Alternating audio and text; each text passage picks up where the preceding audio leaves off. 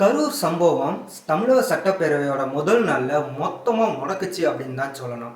முதல் நாள் சட்டப்பேரவை கூட்டத்தொடர் தொடங்கின உடனே கரூர் சம்பவத்தை பற்றி பேசணும்னு சொல்லிட்டு ஏற்கனவே நேற்று அதிமுகவினர் சொல்லியிருந்தாங்க. சிறப்பு கவன ஈர்ப்பு தீர்மானம் கொண்டு வரணும் அப்படின்னு சொல்லிட்டு அதிமுகவோட எம்எல்ஏக்கள் கூட்டத்தில் அவங்க முடிவு செஞ்சிருந்தாங்க. இதைத்தான் எடப்பாடி பழனிசாமி எதிர்க்கட்சி தலைவராக இருக்கக்கூடிய முன்னாள் முதலமைச்சர் எடப்பாடி பழனிசாமி சொல்லியிருந்தாரு. அதன் போலவே முதல் நாள் கூட்டத்தொடர் ஆரம்பித்த முதல் நாள்லேயே இந்த கரூர் சம்பவம் தொடர்பாக விவாதம் நடைபெற்றுச்சு. இதில் முதலமைச்சர் பல விதமான குற்றச்சாட்டுகளையும் தமிழக அரசு எடுத்த நடவடிக்கைகளையும் விலக்கி கூறினார். அதே நேரத்தில் அரசு மீது பல்வேறு குற்றச்சாட்டுகளை எடப்பாடி பழனிசாமி முன் வச்சார். இதனால் அங்கே ஒரு சின்னதாக ஒரு வாக்குவாதமே ஏற்பட்டு வெளிநடப்பு செய்கிற அளவுக்கு சட்டசபையில் நடந்திருக்கு. நிறைய விஷயங்கள் நடந்திருக்கு சட்டசபையில். அப்படி என்னெல்லாம் பேசினாங்க, முதலமைச்சர் என்ன பேசினார், எதிர்க்கட்சி தலைவர் என்ன பேசினார் அப்படிங்கிறத பற்றி நம்ம இந்த வீடியோவில் சுருக்கமாக பார்ப்போம். தமிழக சட்டப்பேரவை கூட்டத்தொடர் தொடங்குறதுக்கு முன்னாடியே இந்த விஷயம் உலக அளவில் மிகப்பெரிய அளவில் பேசுபொருளாக மாறிச்சு. காரணம் என்ன அப்படின்னா 41 பேர் உயிரிழந்திருக்கிறாங்க. இந்த விஷயத்தை சிபிஐ விசாரணைக்கு உத்தரவிடுறதா உச்சநீதிமன்றம் உத்தரவிட்டிருக்கிறாங்க. அதுலேயும் உச்சநீதிமன்ற ஓய்வு பெற்ற நீதிபதி தலைமையில் ஒரு குழுவை அமைச்சு அந்த குழுவோட நேரடி கண்காணிப்பில் சிபிஐ விசாரணை நடத்தணும்னு சொல்லியிருந்தாங்க. இதுவே யாராலையுமே நினச்சி கூட பார்க்க முடியாத ஒரு தீர்ப்பாக இருந்துச்சு. காரணம் என்ன அப்படின்னா, தமிழ்நாடு அரசு அந்த சம்பவம் நடந்த உடனே விசாரணை ஆணையம் ஓய்வு பெற்ற உயர்நீதிமன்ற நீதிபதி தலைமையில் ஒரு நபர் விசாரணை ஆணையத்தை அமைச்சிருந்தாங்க. அதன் பிறகு சென்னை நீதிமன்றம் வடக்கு மண்டல ஐஜி அஸ்ராகாருக்கு தலைமையில் சிறப்பு புலனாய்வு குழு அமைச்சிருந்தாங்க. இந்த ஒரு குழுவும் விசாரணை ஆணையம் ரெண்டுமே விசாரணை நடத்திட்டு இருக்கும்போது உச்சநீதிமன்றம் மிகப்பெரிய ஒரு ஒரு தீர்ப்பா சிபிஐ விசாரிக்கணும், அதுவும் உச்சநீதிமன்ற ஓய்வு பெற்ற நீதிபதி தலைமையிலான குழுவோட நேரடி கண்காணிப்பில் விசாரணை நடக்கணும், விசாரணை அறிக்கையை உடனுக்குடன் அப்டேட் செய்யணும். இப்படி பலதரப்பட்ட கருத்துக்களை உச்சநீதிமன்றம் சொல்லியிருக்கிறது. இங்கே இருந்த அத்தனையையும், அதாவது சிறப்பு புலனாய்வு குழு உயர்நீதிமன்றம் பிறப்பித்ததையும் சரி, அல்லது அப்புறம் தமிழ்நாடு அரசு விசாரணை ஆணையத்தை அமைச்சதும் சரி, இது எல்லாத்தையும் ரத்து செஞ்சுட்டு உச்சநீதிமன்றம் இப்படி ஒரு பிறப்பிச்சிருக்கிறது மிகப்பெரிய பேசுபொருளாக மாறுச்சு. இது எல்லாம் சட்டப்பேரவை கூட்டத்தொடருக்கு முன்பு. சட்டப்பேரவை கூட்டத்தொடர் ஆரம்பிச்சாச்சு. இப்போது தமிழ்நாடு முதலமைச்சர் சட்டப்பேரவையில் பேசுகிறது தான் அங்கே முக்கியமானதாக பார்க்கப்படுது. அங்கே என்ன பேசினார் அப்படிங்கிறத பார்க்கலாம். சட்டப்பேரவை கூட்டத்தொடர் தொடங்கின உடனே இபிஎஸ் பல்வேறு குற்றச்சாட்டுகளை முன் வச்சுருந்தாரு. தமிழ்நாடு முதலமைச்சரும் பல்வேறு தகவல்களை சொல்லிட்டு இருந்தாரு. முதலமைச்சர் பேசினது என்ன அப்படின்னா, தவிக தலைவர் விஜய் 12 மணிக்கு வரதா இருந்துச்சு, ஆனால் அவர் வந்தது 7 மணிக்கு தான். அவர் இவ்வளோ தாமதமாக வந்தது தான் இந்த பிரச்சனைக்கு காரணம் அப்படின்னு ஒரு குற்றச்சாட்டை முன் வச்சிருந்தாரு. அது மட்டும் இல்லை, அந்த கூட்டத்தை ஏற்பாடு செஞ்சிருந்த தவிகவினர் தொண்டர்களுக்கு தேவையான அடிப்படை வசதிகளான குடிநீர், அப்புறம் கழிப்பறை வசதி, உணவு, இப்படி எதையுமே அடிப்படை வசதிகள் செஞ்சு தரவே இல்லை அப்படின்னு ஒரு குற்றச்சாட்டை முன் வச்சிருந்தாரு. அப்புறம் காவல்துறை முன் வச்ச எந்த விதமான அறிவுறுத்தல்களையும் தவிகவினர் பின்பற்றவில்லை, எல்லாத்தையுமே மீறிட்டாங்க அப்படிங்கிறத சொல்லியிருந்தாரு. கரூர் துயரத்தில் தமிழ்நாடு அரசு அனைத்து விதமான நடவடிக்கைகளையும் விரைந்து மேற்கொண்டிருக்கு அப்படின்னு முதலமைச்சர் ஸ்டாலின் விளக்கம் அளிச்சிருந்தாரு. இது போன்ற துயரங்கள் நடக்கிற காலத்துல இனிமேலும் நடக்காமல் இருக்கிறத தடுக்கிறதுக்காக வழிகாட்டு நெறிமுறைகள் உருவாக்கப்படும், ஏற்கனவே உருவாக்கி இருக்கு, இன்னும் உருவாக்கப்படும் அப்படின்னு சொல்லிட்டு முதலமைச்சர் சொல்லியிருக்காரு. மாநாடுகள், பொதுக்கூட்டங்கள், ஆர்ப்பாட்டங்கள் நடத்துவோர் அதற்குரிய நெறிமுறைகளுக்கு உட்பட்டு தான் நடத்தணும். அப்படி கட்டுப்பாடுகளை மீறும் போது பாதிக்கப்படுவோர் அத்தனை பேருமே தொண்டர்கள் தான் அப்படின்னு அதை மனசுல வச்சுக்கிட்டு இவங்கெல்லாம் செயல்படணும் அப்படின்னு முதலமைச்சர் ஸ்டாலின் சொல்லியிருக்காரு. இதுக்கு பேரவைத் தலைவர் அப்பாவு வழக்கு விசாரணை நீதிமன்றத்தில் இருக்கிறதுனால நீதிமன்ற குறித்த விவாதங்களை தவிர்க்கணும் அப்படின்னு சொல்லிட்டு ஒரு அறிவுரையை சொல்லியிருந்தாரு.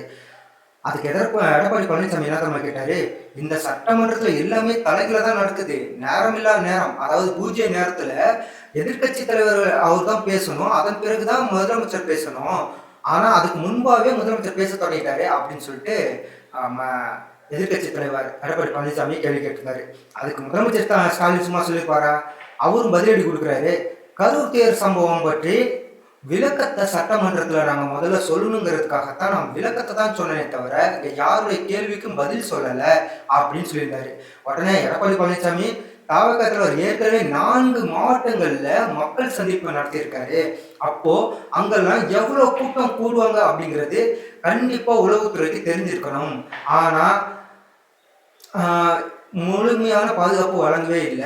முதலமைச்சர் ஸ்டாலின் சொல்லும்போது, அங்க 606 காவலர்கள் பாதுகாப்பு பணியில் இருந்ததா முதலமைச்சர் ஸ்டாலின் சொல்றாரு. அதுவே காவல்துறையினர் சொன்னது 500 காவலர்கள் அங்க பாதுகாப்பு பணியில் இருந்ததா சொல்றாங்க. இதுவே முரணாக இருக்கு அப்படின்னு சொல்லியிருக்காங்க. அது மட்டும் இல்லாம கூடுதலா இன்னொன்னு சொல்லியிருக்காங்க. அந்த அதிமுக கூட்டம் ஒவ்வொரு முறையும் நீதிமன்றத்தை நடத்துறதுக்காக நீதிமன்றத்தை போய் நாட வேண்டியதா இருக்கிறதாகவும், தாவேகா பரப்புரை கூட்டத்தில் அரசு முன்னெடுத்த நடவடிக்கை சரியில்லை, அந்த கூட்டத்தை வந்து முன்னெச்சரிக்கை நடவடிக்கை எடுக்க தவறிவிட்டது அப்படின்னு ஒரு இதை சொல்லியிருக்காரு. இது எல்லாத்தையும் தாண்டி வேலுச்சாமிபுரத்துல அதிமுக கூட்டம் நடத்த அனுமதி மறுத்த காவல்துறை தாவேகாவுக்கு மட்டும் எப்படி அனுமதி கொடுத்துச்சுன்னு கேள்வி கேட்டிருக்காருங்க.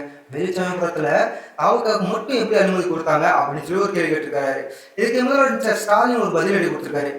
ஊரில் கல்யாணம் என்றால் மார்பில் சந்தனம் என்பது போல எதிர்கட்சி தலைவர் பேசுறார் அப்படின்னு ஒரு விமர்சனத்தை வச்சிருக்காரு.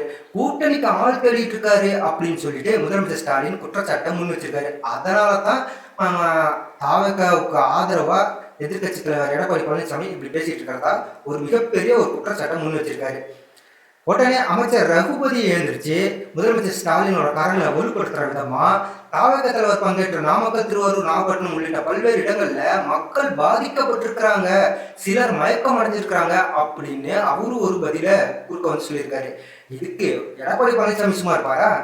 உங்கள் அரசாங்கம், உங்கள் காவல்துறை, முதலமைச்சர் தான் காவல்துறைக்கு அமைச்சர். அப்படி இருக்கும்போது எங்களுக்கு அனுமதி மறுத்து விட்டு தாவகனருக்கு மட்டும் அனுமதி வழங்கியது எப்படி அப்படின்னு ஒரு கேள்வி கேட்டிருக்காரு. இது மக்களுக்கு சந்தேகத்தை ஏற்படுத்தி இருக்கு அப்படின்னு ஒரு சொல்லியிருக்காரு. கரூர்ல காயமடைந்தவர்கள் மருத்துவமனையில் அனுமதிக்கப்பட்டிருக்காங்க. உயிரிழந்தவர்களுக்கு ஒரே இரவுல உடற்கூறாய்வு பிரேத பரிசோதனை செஞ்சது எப்படி?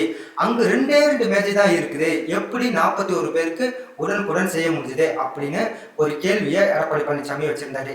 உடனே மருத்துவத்துறை அமைச்சர் அவர் என்ன சொன்னார் அப்படின்னா, கரூர் துயரம் தொடர்பா மதுரை, சேலம், நாமக்கல் உள்ளிட்ட பல்வேறு மாவட்டங்களில் இருந்து மருத்துவர்கள் உடனுக்குடன் வரவழைக்கப்பட்டாங்க அப்படின்னு சொல்லுங்க. மொத்தம் 25 மருத்துவர்கள் உடற்கூறாய்வுல ஈடுபடுத்தப்பட்டு அதிகாலை 1:45 மணிக்கு தொடங்கிய பணி அடுத்த நாள் 4 மணிக்கு தான் முடிஞ்சது அப்படின்னு மருத்துவத்துறை அமைச்சர் விளக்கம் அளிச்சிருக்காரு. அது மட்டும் இல்ல, அவருக்கும் ஒரு சப்போர்ட்டா அமைச்சர் ஏவா வேலு இறங்குறாரு. சம்பவம் நடந்த அதே இடத்துல எடப்பாடி பழனிசாமிக்கும் கூட்டம் கூடியது. அப்போது எந்த விதமான அசம்பாவிதமும் நடக்கவே இல்லை. உங்களை மாதிரியே அவரும் ஏற்பாடு செஞ்சிருந்தா இந்த அசம்பாவித சம்பவம் நடந்திருக்காது அப்படின்னு அமைச்சர் ஏவா வேலு சொல்றாரு. ஏற்கனவே முதலமைச்சர் பேசினப்போ சட்டத்துறை அமைச்சர் ரகுபதி குறுக்க வந்தாரு. அடுத்தது மருத்துவத்துறை அமைச்சர் அவரு குறுக்க வந்தாரு. இப்போ ஏவா வேலு அவரும் குறுக்க வந்தாரு. இப்படி வரிசையா அமைச்சர்கள்லாம் வரும்போது எடப்பாடி பழனிசாமி சும்மா இருப்பாரா? எடப்பாடி பழனிசாமி அடுத்தது கேட்கிறாரு, கூட்டம் கூடிய கதையெல்லாம் நான் கேட்கவே இல்லை, நான் கேட்டது உயிரிழந்தவர்களை பற்றி தான். ஆம்புலன்ஸ் வாகனத்துல கூட திமுக மாவட்ட ஸ்டிக்கர் தான் ஒட்டப்பட்டிருந்துச்சு. இப்ப சொல்லுங்க, இந்த விவகாரத்துல யார் அரசியல் செய்யறது அப்படின்னு ஒரு கேள்வி கேட்டிருந்தாரு. தமிழக அரசியல் வரலாற்றுல அரசியல் கட்சி கூட்டத்துல 41 பேர் உறுந்ததா வரலாறு எங்கேயுமே கிடையாது. ஒரு நபர் ஆணையம் அமைச்ச நிலையில அவருக்கு வீடு வழங்கவே இல்லை, அலுவலகம் வழங்கவே இல்லை, உதவியாளர் கூட வழங்கவே இல்லை அப்படின்லாம் சொல்லியிருக்காரு எடப்பாடி பழனிசாமி. இதுக்கு அடுத்ததான் இன்னொருத்தர் வராரு பாருங்க, துரைமுருகன், அமைச்சர் துரைமுருகன். சம்பவம் நடந்த உடனே இரவு 1 மணி 1 நொடி கூட தூங்காம நேரடியா கரூருக்கு சென்று வந்தவர் தான் முதலமைச்சர். அவரை பார்த்து அனைவரும் பாராட்ட வேண்டாமா அப்படின்னு கேள்வி கேட்டிருக்காரு. முதலமைச்சர் ஸ்டாலின், என்னுடைய கடமையை தான் நான் செஞ்சேன், அதுக்காக தான் நான் கரூருக்கு போனேன். ஆனா தூத்துக்குடியில் நடைபெற்ற சம்பவத்தின் போது அப்போதைய முதலமைச்சர் தற்போதைய எதிர்கட்சி தலைவர் என்ன சொன்னார் அப்படின்னு சொல்லட்டுமா அப்படின்னு எதிர்கட்சி தலைவர் எடப்பாடி பழனிசாமிக்கு ஒரு கிடுக்குப்பிடி கேள்வியோ ஒன்று போட்டாரு. உடனே எடப்பாடி பழனிசாமி, கள்ளக்குறிச்சியில கள்ளச்சாராயம் அருந்து இறந்து போனார்களே, அப்போது கள்ளக்குறிச்சி செல்லாதது ஏன் அப்படின்னு இவரு ஒரு கிடுக்குப்பிடி கேள்வியை திருப்பிட்டு கேட்கிறாரு. அதுக்கு முதலமைச்சர் ஸ்டாலின், கள்ளக்குறிச்சியில பெரும்பாலான அமைச்சர்கள் போனாங்க, அங்கு நடைபெற்றது கள்ளச்சாராயம் அருந்தியதால் ஏற்பட்ட உயிரிழப்பு. ஆனா இங்க நடந்திருக்குது அப்பாவி மக்கள் மிதிப்பட்டு ஏற்பட்டிருக்கும் உயிரிழப்பு அப்படின்னு சொல்லியிருக்காரு. உடனே எடப்பாடி பழனிசாமி சும்மா இருப்பாரா? ஒரு நபர் ஆணையம் அமைச்ச பிறகு காவல் அதிகாரிகளும் அரசு அதிகாரிகளும் செய்தியாளர்களை சந்திக்கிறாங்க. அப்படி இருக்கும்போது எப்படி விசாரணை நியாயமா இருக்கும் அப்படின்னு ஒரு கேள்வி எடுத்தாரு. கிட்னி முறைகேடு கண்டுபிடிக்கப்பட்டது, நீதிமன்றமே சிறப்பு விசாரணை குழு அமைக்க சொல்லி அமைச்சு உத்தரவிட்டுச்சு. அப்போது இந்த அவசரத்தை தமிழக அரசு காட்டாதது ஏன் அப்படின்னு இன்னொரு கிடுக்குப்பிடியை தூக்கி போடுறாரு. கரூர்ல கூட்டம் நடத்த நீதிமன்றம் நாட வேண்டிய சூழல் தான் இப்போது இருக்கிறதாவும், அரசின் அலட்சியம் தான் இந்த 41 பேர் உயிரிழப்புக்கு காரணம் அப்படின்னு எடப்பாடி பழனிசாமி பதிவு செய்யறதா அந்த இதுல சட்டப்பேரவையில சொல்லினாரு. உடனே அமைச்சர் நேரு உள்ள வராரு. கூட்டத்தை ஏற்பாடு செஞ்சவங்க தான் சம்பவம் நடைபெற்ற பிறகு ஒருவர் கூட அங்க இருக்கவே இல்லை. அதை பற்றி எதிர்கட்சி தலைவர் ஒரு வார்த்தை கூட பேசவே இல்லையே, அதில் என்ன உள்நோக்கம் இருக்கு அப்படின்னு அமைச்சர் நேரு கேள்வி கேட்க, கூடவே சப்போர்ட்டா அமைச்சர் சிவசங்கரும் களத்துல இறங்குறாரு. கரூர் சம்பவத்துக்கு முதலமைச்சர் தான் பதில் கூற வேண்டும் என்கிறாங்க. ஆனா பட்டப்பகல்ல வாகனத்தின் மீது அமர்ந்து கொண்டே தூத்துக்குடியில போராடினவங்கள நெஞ்சில சுட்டாங்களே, அதற்கு அப்போதைய முதலமைச்சர் பதில் கூறினாரா அப்படின்னு சொல்லிட்டு அவர் கேட்கிறாரு. அமைச்சர் சிவசங்கரோட பேச்சை நீக்கணும் அப்படின்னு அதிமுகவோட எம்எல்ஏக்கள்லாம் தொடர்ந்து அமளியில ஈடுபட்டாங்க. ஆனா அந்த பேச்சை நீக்கவே இல்லை. அதன் பிறகு இப்படி மாறி மாறி குற்றச்சாட்டுகளை வச்சுக்கிட்டே இருக்கவும் அதிமுகவினர் அத்தனை பேரும் வெளிநடப்பு செஞ்சாங்க. இதன் பிறகு மறுபடியும் முதலமைச்சர் ஸ்டாலின் பேசுறாரு. அதிமுகவினர் கலவரத்தை ஏற்படுத்த வேண்டும் என திட்டமிட்டே இந்த கூட்டத்துக்கு வந்திருக்கிறாங்க அப்படின்னு ஒரு குற்றச்சாட்டை முன் வச்சிருந்தாரு. அவர்களின் கட்சியை சேர்ந்தவர்கள் பாதிக்கப்பட்டிருந்தால் கூட எந்த அளவுக்கு குரல் வந்திருக்குமா என தெரியவே இல்லை. மகா கூட்டணி மெகா கூட்டணி அப்படின்னு சொல்றாங்க. இப்படி எப்படி கூட்டணி அமைச்சிருந்தாலும் அதற்கு மக்கள் தகுந்த பாடத்தை போட்டுவார்கள் அப்படின்னு முதலமைச்சர் ஸ்டாலின் இந்த முதல் நாள் சட்டப்பேரவை கூட்டத்தொடரில் கரூர் சம்பவத்தை சூப்பராக டேக்கிள் பண்ணி கொண்டு போயிருக்காரு.